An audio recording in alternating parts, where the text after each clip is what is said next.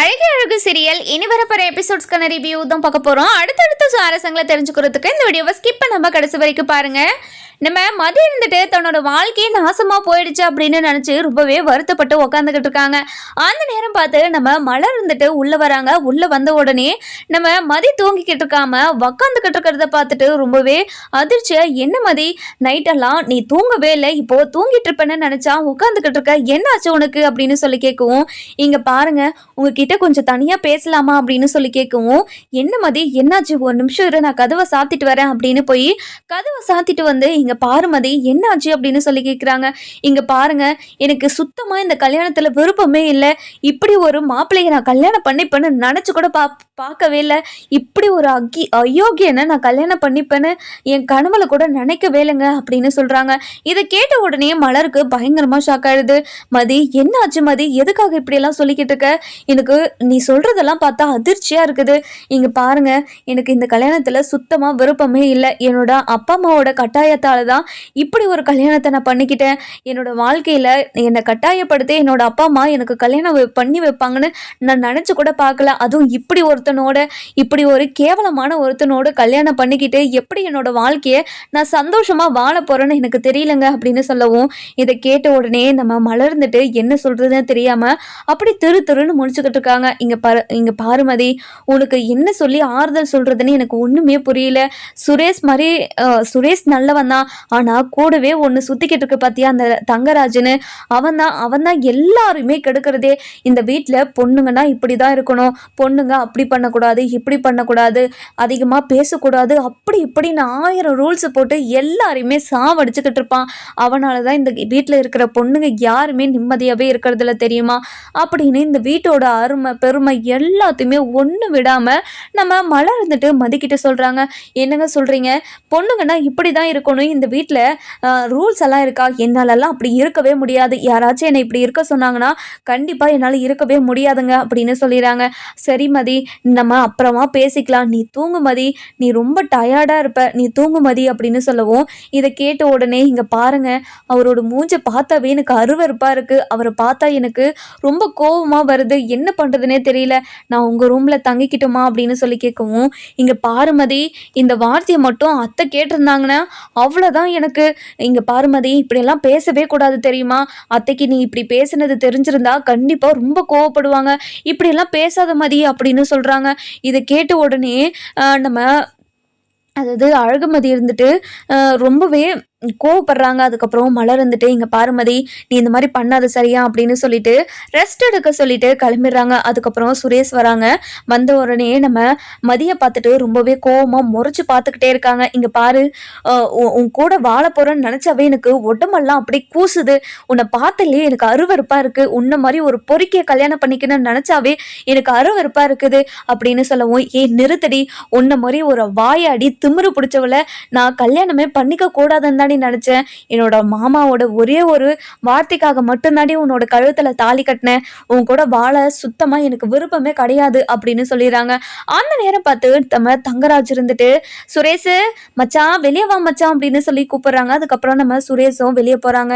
ரொம்பவே கோவமா நம்ம மதிக்கிட்ட பேசிட்டு வெளியே போகவும், என்ன மச்சான் என்ன ரொமான்ஸ் பண்ணிக்கிட்டு இருந்தீங்களா? இங்க பாருங்க மாமா, அது ஒண்ணு மட்டும்தான் இங்க குறைச்சலாம். இவளை பார்த்தாவே எனக்கு கோவமா தான் வருது. இவன் மேல எனக்கு எங்க ரொமான்ஸ் எல்லாம் வரப்போகுது? அதெல்லாம் சுத்தமாக வரவே வராது. இவளை பார்த்தா எனக்கு வெறுப்பு தான் வருது. இங்கே பாரு மச்சான், இவளால் தான் உனக்கு எல்லா பிரச்சனையுமே வந்துட்டு இருந்துச்சு. இனிமே இவளால் எந்த பிரச்சனையுமே வராது. உன்னோட கால் அடியில் இவளை விலை வைக்கணும், அந்த மாதிரி இவளை அடிமைப்படுத்தி வைக்கணும் சரியா? இனிமே இவ எங்கேயுமே போகக்கூடாது. வீட்டில் இருக்கிற வேலையை செஞ்சுக்கிட்டு வீட்டில் தான் இருக்கணும். அவகிட்ட நீ சொல்லி வச்சிரு. இங்கே பாருங்க மாமா, அவகிட்ட பேசுறதுக்கே எனக்கு ரொம்ப ரொம்ப டென்ஷனாகவும் கோவமாகவும் இருக்குது. இந்த விஷயத்த நீங்களே அவகிட்ட சொல்லிடுங்க. இங்கே பாருங்க அத்தை, உங்கள் மருமகளை கொஞ்சம் வெளியே கூப்பிடுங்க அத்தை அப்படின்னு சொல்லுவோம். அதுக்கப்புறம் என்ன, நம்ம சுரேஷோட அம்மா இருந்துட்டு போயிட்டு மதியை கூட்டிகிட்டு வராங்க. வாமா மருமகளே அப்படின்னு சொல்லிட்டு ரொம்பவே பாசமாக தான் கூட்டிகிட்டு போகிறாங்க. ஆனால் இந்த பாசத்துக்குள்ளே வேஷம் ஒன்று இருக்குதுன்னு நம்ம மதிக்கு தெரியாமே நம்ம அவங்க மாமியார் கூட சேர்ந்து வந்துக்கிட்டு இருக்காங்க. அதுக்கப்புறம் என்ன, நம்ம சுரேஷ் இருந்துட்டு மாமா அவள் வந்துட்டா பாருங்க. நீங்கள் என்னென்னலாம் சொல்லணும்னு நினச்சிங்களோ அது எல்லாத்தையும் இவகிட்ட சொல்லிடுங்க. நான் இவகிட்ட ஒரு வார்த்தை கூட பேச மாட்டேன். இங்கே பாரு சுரேஷு, நீ கொஞ்சம் பொறுத்து அவ கூட வாழ பழகு. அவள் இனிமே உன் லைஃப்ல பிரச்சனையாக இருக்கவே மாட்டா. அது மட்டும் இல்லாமல் உன்னோட பொண்டாட்டியாக வந்துட்டான்னா நீ சொல்கிறத தானே அவள் கேட்டாகணும். அப்படி கேட்கலன்னா கேட்க வைக்கணும் சரியா அப்படின்னு ஒவ்வொரு விஷயமா நம்ம சுரேஷுக்கு சொல்லி கொடுத்துக்கிட்டு இருக்காங்க. இதெல்லாம் இதெல்லாம் பார்த்து நம்ம மலர் இருந்துட்டு ரொம்பவே கோவமா, இவன் இருக்கிற வரைக்கும் சுரேஷ் உருப்படவே மாட்டான். சுரேஷ் நல்லவன் தான். ஆனால் சுரேஷை கெடுக்கிறதே இவங்க தான். இவர் மட்டும் இல்லைன்னா கண்டிப்பாக இந்த குடும்பமே ரொம்ப நல்லா தான் இருக்கும் அப்படின்னு நம்ம மலர் ஒரு பக்கம் நினச்சிக்கிட்டு இருக்காங்க. ரேவதி இருந்துட்டு மலர்கிட்ட போயிட்டு, இங்கே பாருங்க நீ, என் புருஷன் பண்ணுறது ரொம்ப ஓவராக இருக்குதா நீ, எதுக்காக என்னோட புருஷனை இப்படிலாம் வளர்த்து வச்சுருக்காங்கன்னு நினச்சாவே எனக்கு ரொம்ப கோவமாக வருதா நீ அப்படின்னு சொல்லவும், என்ன பண்ணுறது, இப்படி ஒரு ஆளுக்கு உன்னை கல்யாணம் பண்ணி கொடுத்துட்டு நீ அங்கே எப்படி சந்தோஷமா இருக்கியா இல்லையான்னு கூட உன்னோட அப்பா அம்மா பார்க்க மாட்றாங்க. அப்போ பணம் தான் எல்லாமே முக்கியம் இல்லை. பணம் இருந்தால் யார் வேணாலும் எப்படி வேணாலும் இருந்துக்கலாம் அப்படின்னு நம்ம மலர் இருந்துட்டு மலரும் ரேவதியும் பேசிக்கிட்டு இருக்காங்க. இன்னொரு பக்கம் பார்த்தீங்கன்னா நம்ம தங்கராஜ் இருந்துட்டு, இங்கே பாருமா மதி, இனிமே இந்த வீடு தான் உனக்கு எல்லாமே. இந்த வீட்டில் இருக்கிறவங்க தான் சொந்தம் எல்லாமே. உங்கள் அம்மா வீட்டுக்கு அடிக்கடிக்கெல்லாம் போகக்கூடாது. ஒரு வருஷத்துக்கு ஒரு டைமோ இல்லை 2 வருஷத்துக்கு ஒரு டைமோ தான் உங்கள் அம்மா வீட்டுக்கு போக முடியும். அது மட்டும் இல்லாமல் நீ வேலைக்கு எங்கே போகக்கூடாது. இங்கே வீட்டிலே தான் இருக்கணும். வீட்டில் இருக்கிற வேலையை மட்டும்தான் செய்யணும். அது மட்டும் இல்லாமல் வெளியே அங்கங்கே தெரியக்கூடாது. அதெல்லாம் பொட்டு புள்ளிக்கு அர்த்தம் கிடையாது. வீட்டில் இருக்கும்போது அடக்க ஒடுக்கமாக இருக்கணும். அப்படி இப்படின்னு நிறைய ரூல்ஸை போட்டுக்கிட்டே இருக்காங்க. இதெல்லாம் கேட்டு நம்ம மதிக்கு அப்படியே மண்டை சூடாகுது. எப்போ வெடிக்க போகணும்னே தெரியல. சுரேஷ் இருந்துட்டு இதெல்லாம் பார்த்து ரொம்பவே சந்தோஷப்படுறாங்க. என்கிட்ட எவ்வளோ திமிரா பேசின, இப்போ பாத்தியா உன்னை எப்படி அடைக்க வச்சேன்னு அப்படின்னு ஒரு மாதிரி திமிரா நின்றுக்கிட்டு இருக்கான் நம்ம சுரேஷ். இதை பார்த்து நம்ம மதிக்கு ரொம்பவே கோவம் வந்து அப்படியே நின்றுக்கிட்டே இருக்காங்க. அதுக்கப்புறம் நம்ம மதியோட மாமியார் இருந்துட்டு, இங்கே பாருமா, என் மாப்பிள்ளை சொன்னதெல்லாம் கேட்டியா இல்லையா, இந்த வீட்டு பொண்ணுங்கள்லாம் இப்படி தான் இருப்பாங்க, நீயும் இப்படி தான் இருக்கணும், நல்ல பெரியவங்களுக்கு பார்த்து மரியாதை கொடுக்கணும். அது மட்டும் இல்லாமல் பெரியவங்களுக்கு எந்த வேலையும் வைக்காம நீ பாட்டுக்கு எல்லா வேலையும் செஞ்சிடணும் சரியாம்மா அப்படின்னு சொல்லவும், இங்கே பாருங்க, என்னை பார்த்தா உங்களுக்கு எப்படி தான் தெரியுது, உங்கள் வீட்டுக்கு வந்த அடிமை மாதிரியா, உங்கள் வீட்டுக்கு அடிமையெல்லாம் என்னால் இருக்க முடியாது, எனக்கு எப்படி இருக்கணும்னு தோணுதோ நான் அப்படி தான் இருப்பேன், இந்த மாதிரி எனக்கு ரூல்ஸ் போடுற வேலைலாம் யாரும் வச்சுக்காதீங்க அப்படின்னு ரொம்ப ரொம்ப கோவமாக பேசிடுறாங்க. இதெல்லாம் கேட்ட நம்ம கோமதி இருந்துட்டு இதெல்லாம் கேட்ட நம்ம மலர் இருந்துட்டு பயங்கரமாக ஷாக் ஆயிடுறாங்க. ரேவதி இருந்துட்டு, என்ன நீ, இந்த பொண்ணு இப்படி பேசுது, வீட்டில் இருக்கிற எல்லாருமே எதிர்த்து பேசுது, என்ன நீ இதெல்லாம் அப்படின்னு சொல்லி கேட்கவும், இதை கேட்ட உடனே நம்ம மதியம் இருந்துட்டு ரொம்ப கோவமாக பேசிக்கிட்டு இருக்காங்க. இங்கே பாருங்க, இனிமே எனக்கு ஆர்டர் போடுற வேலைலாம் இந்த வீட்டில் இருக்கிற யாருக்குமே உரிமை கிடையாது. தாலி கட்டிட்டா எல்லாமே முடிஞ்சு போச்சுன்னு அர்த்தமா?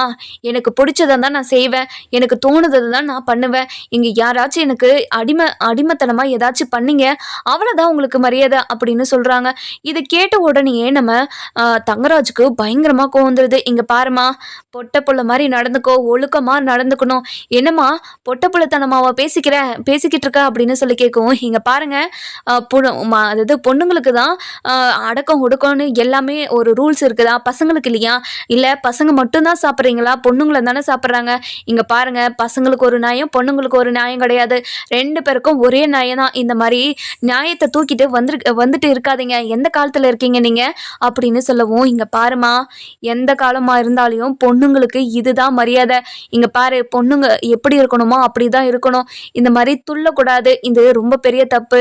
உன்னை எப்படி அடக்கணுமோ நான் அப்படி அடக்கிக்கிறேன் அப்படின்னு சொல்லவும், இங்கே பாருங்க, நீங்கள் யாருங்க என்னை அடக்கிறதுக்கு, யாருன்னு கேட்குறேன். இங்கே பாரு சுரேஷ், இவளை எப்படி அடக்கணுமோ நீ தாண்டா அடக்கணும். இங்கே பாரு எவ்வளோ திமிரா பேசிக்கிட்டு இருக்கான்னு. இங்கே பாருங்க மாமா, இவ திமிர பிடிச்சவனு தெரியும்ல மாமா, எதுக்காக மாமா எனக்கு கட்டி வச்சிங்க இவளை அப்படின்னு சொல்லி கேட்குறாங்க. அதுக்கப்புறம் நம்ம சுரேஷரோ அம்மா இருந்துட்டு, என்ன மாப்பிள்ள இது, என்ன இவ்வளோ திமிரா பேசிக்கிட்டு இருக்கா, இங்கே பாருமா, இந்த மாதிரிலாம் ஆம்பளைங்க கிட்ட இந்த மாதிரி எதிர்த்தெல்லாம் பேசக்கூடாது, இது ரொம்ப பெரிய தப்புன்னு உங்கள் அப்பா அம்மா உங்ககிட்ட சொல்லி கொடுக்கலையா, ஏன் இப்படியெல்லாம் பேசிக்கிட்டு இருக்கா அப்படின்னு சொல்லி கேட்குறாங்க. இங்கே பாருங்க, என்னங்க நீங்களும் இப்படியே பேசிக்கிட்டு இருக்கீங்க, நீங்களும் ஒரு பொண்ணை பெற்றிருக்கீங்களே, அந்த பொண்ணை யாராச்சும் ஒரு ஆம்பளை இப்படி அடிமைத்தனமா பேசினா உங்களுக்கு கஷ்டமா இருக்காதா? ஏங்க இப்படியெல்லாம் இருக்கீங்க அப்படின்னு சொல்லி கேட்கவும், என்னம்மா அத்தைய மரியாதை குறைவா பேசிக்கிட்டு இருக்க? உனக்கு என்ன என்ன நினைச்சுக்கிட்டு இருக்க நீ? இங்க பாருங்கம்மா, நான் யாரையும் நினைச்சுக்கிட்டெல்லாம் இருக்கல. ஆனா நீங்க யாரும் எனக்கு ரூல்ஸ் எல்லாம் போடக்கூடாது. நான் எப்படி இருக்கணும் நான் அப்படிதான் இருப்பேன். இந்த மாதிரி ரூல்ஸ் போடுற வேலை எல்லாம் வேண்டாம் அப்படின்னு சொல்றாங்க. இதை கேட்ட உடனே நம்ம தங்கராஜுக்கு ரொம்பவே கோவம் வந்து, இங்க பாருமா, நான் கிளிப்புள்ளைக்கு சொல்ற மாதிரி சொல்லிக்கிட்டு இருக்கேன்.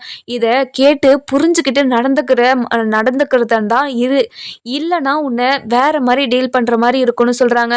அதுக்கப்புறம் நம்ம மதிக்கு ரொம்பவே கோவம் வந்து தங்கராஜ ஒரே அறை அப்படி கண்ணத்திலே பல்லான்னு விட்டுறாங்க. இங்க பாருங்க, என்கிட்ட யாராச்சும் இந்த மாதிரி பேசுனீங்க அவ்வளோதான் உங்களுக்கு மரியாதை. உங்களுக்கு கிடைச்சதே தான் மற்றவங்களுக்கும் கிடைக்கும். இந்த மாதிரி யாராச்சும் என்கிட்ட அடிமைத்தனமாக நடந்துக்கிட்டீங்க அவ்வளோதான் உங்களுக்கு மரியாதை அப்படின்னு சொல்லிட்டு அவங்க பாட்டுக்கு ரூம் போயிட்டு கதவை சாத்திடுறாங்க. இதை பார்த்துக்கிட்டு இருந்தேன் நம்ம அதாவது மாமியார் மாமனார், அதுக்கப்புறம் நம்ம சுரேஷ், ரேவதி, மலர், அதுக்கப்புறம் பாக்கியராஜ்னு சொல்லிட்டு எல்லாருமே பயங்கரமாக ஷாக் ஆயிடுறாங்க. அதுக்கப்புறம் பாக்கியராஜ் இருந்துட்டு மலர்கிட்ட வந்து, மலர் என்ன மலர், அந்த மதிப்புள்ள இப்படியெல்லாம் பண்ணியிருக்கு, என்னால் நம்பவே முடியல. அதுவும் அம்மா கிட்டேயும் அப்பா கிட்டேயும் சுரேஷ் கிட்ட தங்கராஜ் கிட்டேன்னு எல்லாருக்கிட்டையுமே அதாவது வாய் அடிச்சு அவ்வளோ அவ்வளோ திமிராகவும் போல்டாகவும் பேசிக்கிட்டு இருக்கு. என்னால் நம்பவே முடியல. இப்படியும் பொண்ணுங்கள்லாம் இருப்பாங்கன்னு நினச்சாவே எனக்கு சந்தோஷமாக தான் இருக்குது அப்படின்னு சொல்கிறாங்க. அண்ணன் இங்கே பாருங்கண்ணே, இவங்களுக்கெல்லாம் இப்படிப்பட்ட ஆள் தான் கரெக்டாக இருப்பாங்க. இவங்களை எல்லாரையும் அடக்கிறதுக்கு ஒரு ஆள் வந்துட்டாங்கல்ல. இனிமே இந்த வீட்டில் இருக்கிற எல்லாரும் கண்டிப்பாக ஒரு வழி ஆக போகிறாங்கன்னு மட்டும் எனக்கு தெரிஞ்சிருச்சு. இனிமே எனக்கு சந்தோஷம்தான்ப்பா. இனிமே என் புருஷனை அடக்கிறதுக்கு ஒரு ஆள் வந்தாச்சு. இனிமே என் புருஷனோட கட்டம் எல்லாம் எல்லாமே அடங்கிடும். இப்போ பார்த்தே என் புருஷன் அடி வாங்கிட்டு நிற்கிறாரு. இதை பார்த்தாவே எனக்கு அவ்வளோ சந்தோஷமா இருக்குது. எல்லாருக்கிட்டையும் எல்லாரையும் எப்படி அடிமைத்தனமா இவர் தானே எல்லாரையும் அடிச்சுக்கிட்டு இருப்பாரு. இன்னைக்கு ஒரு பொண்ணு அவரை அடிச்சிருச்சு. எனக்கு எவ்வளோ சந்தோஷமா இருக்கு தெரியுமா? அந்த சந்தோஷத்தை எப்படி கொண்டாடுறதுனே தெரியல நீ அப்படின்னு நம்ம மலர்கிட்ட சொல்லவும், இங்க பாரு ரேவதி, அது உன்னோட புருஷன். இது மட்டும் உன்னோட புருஷனுக்கு தெரிஞ்சிச்சு கண்டிப்பாக உன்னை சும்மாவே விடமாட்டாரு. இங்கே பாருங்க நீ, அதுக்குன்னு அவர் என்னை எத்தனை நாள் கொடுமை பண்ணியிருக்காரு. அவரை கல்யாணம் பண்ணிக்கிட்ட நாள்ல இருந்து இப்போ வரைக்குமே நான் கொடுமையை மட்டும்தான் அனுபவிச்சுக்கிட்டு இருக்கேன். அதனால தான் எனக்கு ரொம்ப சந்தோஷமா இருக்குது. எப்போ என்னை இந்த வீட்டுக்கு அனுப்பி வைப்பாருன்னு நினச்சி நான் ஏங்கிக்கிட்டே இருப்பேன். எப்பயாவது இந்த வீட்டுக்கு வந்தால் மட்டும்தான் நான் கொஞ்சமாவது சந்தோஷமா இருக்கிறேன். அங்கே போயிட்டா நரகத்துக்குள்ளே போகிற மாதிரி ஆயிடுதா நீ அப்படின்னு தன்னோட கஷ்டத்தை எல்லாத்தையும் சொல்லிக்கிட்டு இருக்காங்க. அதுக்கப்புறம் என்ன, நம்ம சுரேஷோட அப்பா அம்மா இருந்துட்டு, என்ன மாப்பிள்ளை இது, இப்படி ஒரு பொண்ணை பார்த்து சுரேஷுக்கு கல்யாணம் பண்ணி வச்சிருக்கீங்க. இந்த மாதிரி இருந்தா எப்படி இந்த குடும்பம் விளங்கும்? இங்க பாருங்க மாப்பிள்ளை, நீங்க இப்படி ஒரு பொண்ணை பார்த்து என் பையனுக்கு கல்யாணம் பண்ணி வைக்கணும்னு நினைச்சு கூட பார்க்கல மாப்பிள்ளை அப்படின்னு சொல்றாங்க. இதை கேட்ட உடனே நம்ம தங்கராஜுக்கு அப்படியே ஒரு மாதிரி கண்ணில் இருந்து தண்ணி வந்துகிட்டே இருக்கு. இங்க பாருங்க அத்தை, நானே ரொம்ப கோவத்துல இருக்கேன். அவ என்ன அடிச்சுட்டு போயிட்டா, ஒரு பொட்டச்சி என்ன அடிச்சுட்டு போயிட்டாலே, அவளை நான் சும்மாவே விட மாட்டேன். அவளை என்ன பண்றேன்னு மட்டும் பாருங்க அப்படின்னு சொல்லிட்டு நம்ம மதியோட அப்பா அம்மாவுக்கு ஃபோன் பண்ணி முதல்ல வீட்டுக்கு வர சொல்றாங்க. மதியோட அப்பா அம்மா என்னாச்சோ ஏதாச்சுன்னு பதறி போய் வீட்டுக்கு வராங்க. வந்த உடனே நம்ம தங்கராஜை பார்த்துட்டு பயங்கரமா ஷாக் ஆயிடுறாங்க. தங்கராஜ் இருக்கிற நிலைமையை பார்த்துட்டு ரொம்பவே ஷாக் ஆயிட்டு, இங்க பாருங்க ஐயா, என்னையா ஆச்சு அப்படின்னு சொல்லி கேட்கும். இங்க பாருங்க, உங்க பொண்ணை எப்படி வளர்த்து வச்சிருக்கீங்க, நீங்க எப்படி வளர்த்து வச்சிருக்கீங்கன்னு கேட்குறேன். உன் பொண்ணு வளர்த்த விதம் இப்போ பாத்தியா, என்னை கை நீட்டி அடிச்சுட்டு போயிட்டாவ. உங்க மரியாதைக்காக தான் இப்போ வரைக்குமே நான் அமைதியாக இருக்கிறேன். எப்படி வளர்த்து வச்சிருக்கீங்க பொண்ணு அப்படின்னு சொல்லவும், இங்க பாருங்க ஐயா, என்னை மன்னிச்சிருங்க ஐயா, என் பொண்ணுக்கிட்ட நாங்கள் பேசிக்கிறோம். கண்டிப்பாக என் பொண்ணு நாங்கள் பேசினா புரிஞ்சுப்பா, நல்லா புரிய வச்சுட்டு பொட்டப்பிள்ளனா எப்படி ஒடுக்கமாக இருக்கணும்னு சொல்லி அவகிட்ட சொல்லிட்டு போங்க. இனிமே வேலைக்கெல்லாம் போகக்கூடாது, இந்த வீட்டில் தான் இருக்கணும். இந்த வீட்டை விட்டு ஒரு அடி கூட எடுத்து வைக்கக்கூடாது. அது முதல்ல அவகிட்ட போய் சொல்லுங்க அப்படின்னு சொல்லிட்டு நம்ம மதியோட அப்பா அம்மா கிட்ட சொல்லிடுறாங்க. மதியோட அப்பா அம்மாவும் ரொம்பவே பதறி போயிட்டு, மதி கதவை தர, மதி அழகு மதி கதவை தரு அப்படின்னு சொல்லவும், நம்ம மதிக்கு அப்போதான் உசிரியே வருது தன்னோட அப்பா அம்மாவோட வாய்ஸை கேட்டு. உடனே ஓடி வந்து கதவை திறந்து நம்ம காஞ்சனாவை கட்டி பிடிச்சி அழுதுகிறாங்க. எதுக்காகம்மா இப்படி ஒரு கல்யாணத்தை எனக்கு பண்ணி வச்சிங்க? இங்கே பாருமா, எனக்கு இந்த கல்யாணத்தில் சுத்தமாக விருப்பம் இல்லைன்னு உங்களுக்கு தெரியும்ல. தெரியலம்மா. அப்படி தெரிஞ்சிருந்து எதுக்காகம்மா இப்படி ஒரு கல்யாணத்தை எனக்கு பண்ணி வச்சு என் வாழ்க்கையை கெடுத்துட்டீங்க? இங்கே பாருங்கம்மா, இந்த வீட்டில் இருக்கிறவங்க எல்லாருமே ஒரு மாதிரி சைக்கோ மாதிரி இருக்காதுங்கம்மா அப்படின்னு சொல்கிறாங்க. என் மதி கொஞ்சம் மெதுவாக பேசு மதி. ஏன் மதி இப்படியெல்லாம் பண்ணுற? இங்கே பாரு மதி, கல்யாணம் பண்ணால் அப்படி தான் மதி இருக்கும். நம்ம எல்லாரையும் அட்ஜஸ்ட் பண்ணி தான் மதி போகணும். நீ தான் அது எல்லாத்தையுமே புரிஞ்சுக்கணும் மதி அப்படின்னு சொல்லவும், இங்கே பாருமா, அப்படியெல்லாம் என்னால் இருக்கவே முடியாது. என்னால் என்னோட விருப்பத்துக்கு மட்டும்தான் இருக்க முடியும். இந்த வீட்டில் இருக்கிறவங்க யார் பேச்சையும் என்னால் கேட்க முடியாது. இவங்க தாலி கட்டிட்டா எல்லாமே என்னோட லைஃப்பில் முடிஞ்சு போச்சுன்னு அர்த்தமா? உனக்காச்சும் மனசாட்சின்றது ஒன்று இருக்குதா இல்லையாம்மா? எப்படிம்மா உன்னால் இப்படி பேச முடியுது? என்னால் அவங்களுக்கு அடிமையெல்லாம் இருக்க முடியாதும்மா. அவங்கள என்ன வேணாலும் பண்ணிக்க சொல்லுங்கள். அதுக்கு என்னால் அவங்க ஆடுற ஆட்டத்துக்கெல்லாம் என்னால் ஆடிட்டெல்லாம் இருக்க முடியாது அப்படின்னு சொல்லிடுறாங்க. இதை கேட்ட உடனே நம்ம மதி இருந்துட்டு ரொம்பவே வருத்தப்படுறாங்க. அதுக்கப்புறம் என்ன, நம்ம அதுக்கப்புறம் இங்கே காஞ்சனா இருந்துட்டு, இங்கே பாரு மதி, உனக்கு கல்யாணம் ஆயிடுச்சு மதி. நீ எப்படி இருக்கணுமோ அப்படி தாண்டி இருக்கணும். அடக்க ஒடுக்கமாக இருடி. இந்த வீட்டை விட்டு போகாத. உன்னை வேலைக்கு போகாதன்னு சொல்லியிருக்காங்க. நீ இந்த வீட்டிலே இரு, சந்தோஷமாக இருடி வீட்டிலே. இங்கே பாருமா, நான் வீட்டிலே இருக்கிறதுக்கு தான் இவ்வளோ தூரம் படித்தேனா? என்னாலலாம் வீட்டில் இருக்க முடியாது. நான் வேலைக்கு போக தான் செய்வேன். எனக்கு தேவையான எல்லாத்தையும் நானே வாங்கிக்குவேன். மற்றவங்களெல்லாம் நான் எதிர்பார்க்க மாட்டேம்மா. இந்த மாதிரி அவங்க சொன்னாங்க, இவங்க சொன்னாங்கன்றதுக்காக என்கிட்ட வந்து இப்படியெல்லாம் பேசிக்கிட்டு இருக்காத. முதல்ல நீ இங்கேருந்து போயிடு. எனக்கு அருவருப்பாக இருக்குது இந்த வீட்டில் இருக்கிறத பார்த்தா. அப்படியே ஒரு மாதிரி நரகம், கொடுமையான ஒரு நரகத்தில் இருக்கிற மாதிரியே இருக்குதுமா. என்ன மதி இப்படியெல்லாம் பேசுகிற? இங்கே பாரு மதி, உன்னை நினச்சா எனக்கு ரொம்ப வருத்தமாக இருக்குது மதி. இங்கே பாருடி, நீ ஒழுங்காக இந்த வாழ்க்கையை ஏற்றுக்கிட்டு ஒழுங்காக வாழ பாருடி. மாப்பிள்ளை நல்ல வேலையில் வேற இருக்காரு. இங்கே பாருமா, அவனை மாப்பிள்ளை கீப்பிள்ளைன்னா சொல்லாத. எனக்கு அருவருப்பாக இருக்குது. அப்படி ஒரு கேவலமான ஒருத்தனை இந்த உலகத்தில் எங்கேயுமே பார்த்ததில்லம்மா. இப்படி ஒரு கேவலமான ஒருத்தனை தான் எனக்கு கல்யாணம் பண்ணி வச்சிருக்கேன்னு உனக்கு கொஞ்சமாவது ஞாபகம் இருக்குதா இல்லையா? எதுக்காக இப்படியெல்லாம் பேசிக்கிட்டு இருக்க? இங்கே பாருமா, இந்த விஷயத்தில் நீ என்ன சொன்னாலும் என்னால் கேட்கவே முடியாது. இந்த மாதிரி என்கிட்ட எதுவும் பேசுகிற வேலையெல்லாம் வச்சுக்காத.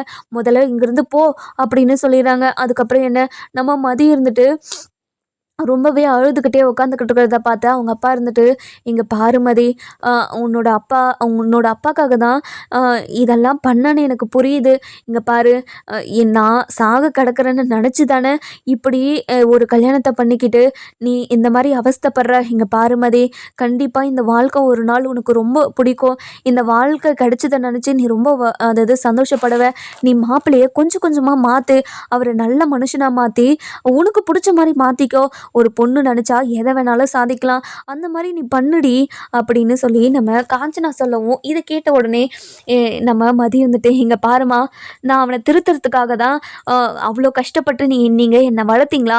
இங்கே பாருமா, அதெல்லாம் என்னால் முடியவே முடியாது. அவனை பார்த்தாவே எனக்கு அருவருப்பாக இருக்குமா. அப்படி இருக்கும்போது எப்படிம்மா அவனை என்னால் ஏற்றுக்கிட்டு வாழ முடியும்? இங்கே பாருமா, என்னை நீயே கூட்டிகிட்டு போயிடுமா. என்னால் இங்கே இருக்க முடியலம்மா. எனக்கு ரொம்ப கஷ்டமாக இருக்குதுமா அப்படின்னு சொல்லவும், அந்த நேரம் பார்த்து நம்ம மலர் கதவை தட்டுறாங்க. அதுக்கப்புறம் என்ன, நம்ம மலர் கதவை தட்டுறதுமே காஞ்சனா வந்து கதவை திறக்கிறாங்க.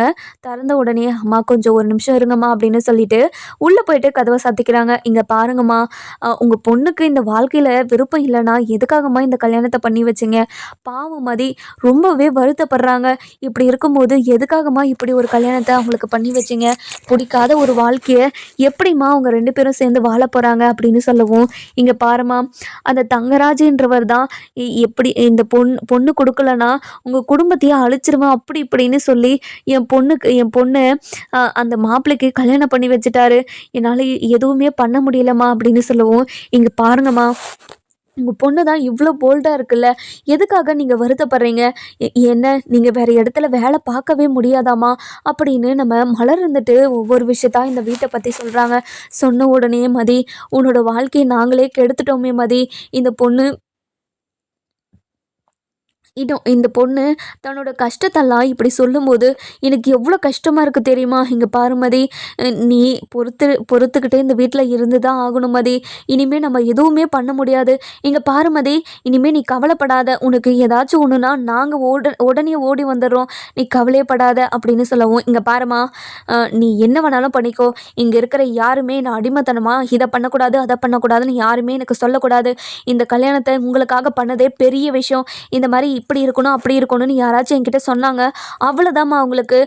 அவ்வளோதான், நான் போலீஸ் ஸ்டேஷனில் போயிட்டு கம்ப்ளைண்ட் கொடுத்து இவங்களை உள்ள தள்ளிவிடுவேன் தெரிஞ்சுக்கோ அப்படின்னு சொல்கிறாங்க. அதுக்கப்புறம் என்ன இதெல்லாம் கேட்டுக்கிட்டு இருந்தேன் நம்ம மலர் இருந்துட்டு, "இங்கே பாரு மதி, நீ இவ்வளோ போல்டாக எல்லாருக்கிட்டேயும் இந்த மாதிரி பேசுவேன்னு நான் எதிர்பார்க்கவே இல்லை. ஆனால் இவ்வளோ போல்டாக பேசுவேன்னு நான் எதிர்பார்க்கல மதி" அப்படின்னு சொல்கிறாங்க. இங்க பாருங்க, நீங்க இத்தன வருஷமா இங்க இருக்கீங்கன்னு சொல்றீங்க. ஆனா எதுக்காக இவங்க கிட்டலாம் நீங்க அடிமையா இருக்கணும்? இந்த மாரி அடிமையா இருக்கணுன்ற அவசியம் இல்லையே! உங்களோட வாழ்க்கைய நீங்க சந்தோஷமா வாழுங்க. உங்க விருப்பப்படி நீங்க இருங்க. இங்க பாரு மதி, என்னோட அம்மா வீட்டுக்கு போணும்னா கூட இவங்க கிட்ட நான் பர்மிஷன் கேட்கணும். ஒவ்வொரு நாளும் கெஞ்சணும். அவங்க கால்ல போய் விழுந்தா தான் அது கூட ஓகேலாம் சொல்ல மாட்டாங்க. "பார்க்குறேன் இரு" அப்படின்னு சொல்லி என்ன ஒரு மாரி கஷ்டப்படுத்திக்கிட்டே தான் இருப்பாங்க.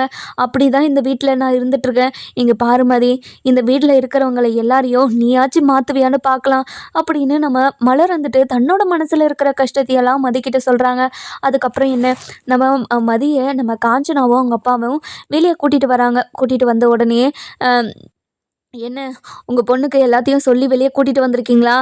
இங்க சொன்னபடியே எல்லாம் கேட்டு நடந்துப்பாளா? அடக்க ஒடுக்கமா இருக்கணும்னு உங்க பொண்ணுக்கு புரிய வச்சுட்டீங்களா? அப்படின்னு தங்கராஜ் கேட்கவும், இங்க பாருங்க, உங்கள அடிச்சது பத்தாதான், எதுக்காக திரும்ப திரும்ப என்னை அடிமைப்படுத்தணும், அடக்கி ஒடுக்கி ஒரு ஓரமா உட்கார வச்சிடணும்னு நினச்சிக்கிட்டு இருக்கீங்க. நீங்க நினைக்கிறது எதுவுமே நடக்காது. நான் நினச்ச மாதிரி நான் வேலைக்கு போக தான் போறேன். அதே மாதிரி என்னோட விருப்பத்துக்கு நான் இருக்க தான் செய்வேன். இந்த வீட்டில் இருக்கிற யாரும் என்னை கேள்வி கேட்கக்கூடாது. கேள்வி கேட்குற உரிமை இங்க யாருக்குமே கிடையாது அப்படின்னு சொல்லிடுறாங்க.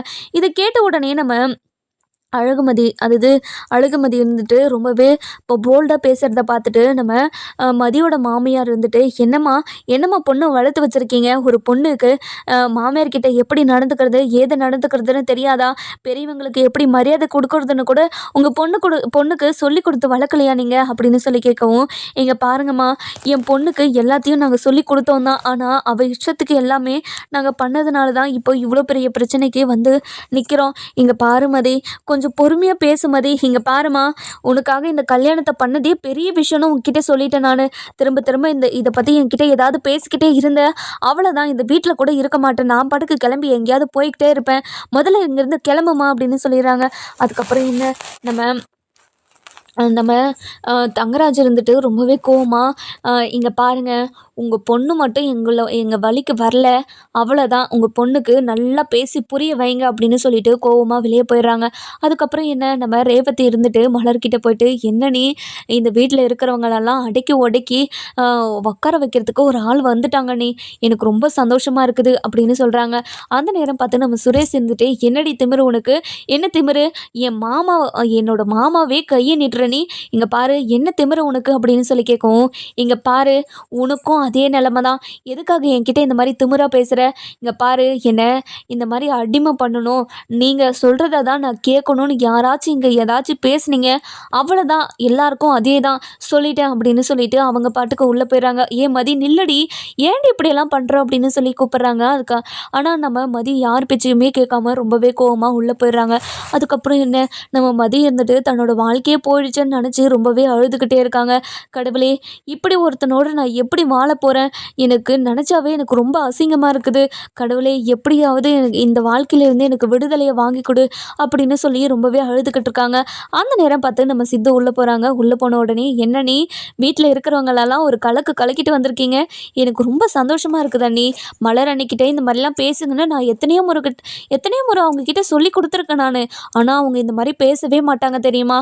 ஆனால் நீங்கள் ரொம்ப சந்தோஷமாக இருக்குது, நீங்கள் இப்படியெல்லாம் பேசுவீங்கன்னு நான் எதிர்பார்க்கவே இல்லை, எனக்கு எவ்வளோ சந்தோஷமாக இருக்குது தெரியுமா அண்ணி அப்படின்னு சொல்லி சொல்கிறாங்க. இதை கேட்ட உடனே யார் நம்ம மதி இருந்துட்டு, என்ன எல்லாரும் என் மேலே ரொம்ப கோவத்தில் இருக்காங்க, ஆனால் நீ மட்டும் என்கிட்ட கூலாக வந்து பேசிக்கிட்டு இருக்க. இங்கே பாருங்க அண்ணி, இந்த வீட்டில் பொண்ணுங்களுக்கு என்ன மரியாதை கொடுக்கறது என்ன ஏதுன்னு இந்த வீட்டில் யாருக்குமே தெரியல. அவங்கக்கிட்ட சொன்னாலே அவங்க புரிஞ்சுக்க மாட்றாங்க, என்ன தான் திட்டுறாங்க. அப்படி இருக்கும்போது உங்ககிட்ட இந்த மாதிரி பேசுகிறது எனக்கும் ரொம்ப ஜாலியாக தான் இருக்குது. இங்கே பாருங்க அண்ணி, நீங்கள் வருத்தவே படாதீங்க. இந்த வீட்டில் யார் என்ன சொன்னாலும் நீங்கள் கேட்காதீங்க. உங்கள் மனசுக்கு என்ன தோணுதோ அதையவே செய்யுங்க. இங்கே பாருங்க அண்ணி, எனக்கும் ஏதாச்சும் சொல்லி கண்டுபிடிப்பீங்களா? நீங்கள் காலேஜில் லெக்சராக இருக்கீங்கன்னு எனக்கு நான் கேள்விப்பட்டேன். அதெல்லாம் உண்மை தானே? எனக்கும் கொஞ்சம் சொல்லிக் கொடுக்குறீங்களா அப்படின்னு சொல்லி கேட்கவும், இங்கே பாருடா, நான் உனக்கும் சொல்லிக் கொடுக்குறேன், நீ கவலைப்படாத அப்படின்னு சொல்லிட்டு நம்ம சித்துவும் மதியும் சந்தோஷமாக சிரித்து பேசிக்கிட்டு இருக்காங்க. இதெல்லாம் பார்த்த சுரேஷுக்கு பயங்கர கோவம் வருது. அப்புறமா உள்ளே வந்து, இங்கே பாருடா, இவகிட்ட என்ன பேச்சு உனக்கு, முதல்ல எங்கிறது போ அப்படின்னு சொல்லி கோவமாக சொல்லிடுறாங்க. இங்கே பாருங்கண்ணே, எங்கள் அண்ணி கூட பேசுறதுக்கு யாருக்கிட்டேயும் நான் பெர்மிஷன் கேட்கணுன்னு அவசியமெல்லாம் கிடையாது. என் அண்ணிக்கிட்ட எப்போ எனக்கு பேசணும்னு தோணுதோ நான் அப்போ பேசுவேன். நீங்கள் என் அண்ணி கூட பேசக்கூடாதுனால சொல்லக்கூடாது அப்படின்னு சொல்லிட்டு நம்ம சித்து வந்து அந்த இடத்த விட்டு போயிடுறாங்க. அதுக்கப்புறம் என்ன, நம்ம மதி இருந்துட்டு ரொம்பவே கால் மேலே காலை போட்டுக்கிட்டு உட்காந்துக்கிட்டு தனக்கு பிடிச்ச மாதிரி ஃபோன் யூஸ் பண்ணிக்கிட்டு இருக்காங்க. ஏய் இங்கே பாரு, என் முன்னாடி கால் போட்டு உட்காராத, முதல்ல இப்படி உட்காரத நிறுத்து அப்படின்னு சொல்லிடுறாங்க. இங்கே பாரு, என்னோட கால் நான் போடுறேன், உனக்கு என்ன கஷ்டமாக இருக்குது, முதல்ல நீ இங்கேருந்து கிளம்பு அப்படின்னு சொல்லிடுறாங்க. இங்கே பாருடி, இது என்னோட ரூம்டி, நான் எங்கடி போட்டோம் அப்படின்னு சொல்லி கேட்கவும், நீ எங்கேயாவது போ, எனக்கு என்ன அப்படின்னு சொல்லிடுறாங்க. நம்ம மதியம் இருந்துட்டு சுரேஷை மாற்றி தனக்கு பிடிச்ச மாதிரி மாற்றுவாங்களா மாட்டாங்களான்னு நம்ம வர எபிசோடில் பார்க்கலாம். இந்த வீடியோ உங்களுக்கு பிடிச்சிருந்தா லைக் பண்ணுங்கள், சப்ஸ்கிரைப் பண்ணுங்கள்.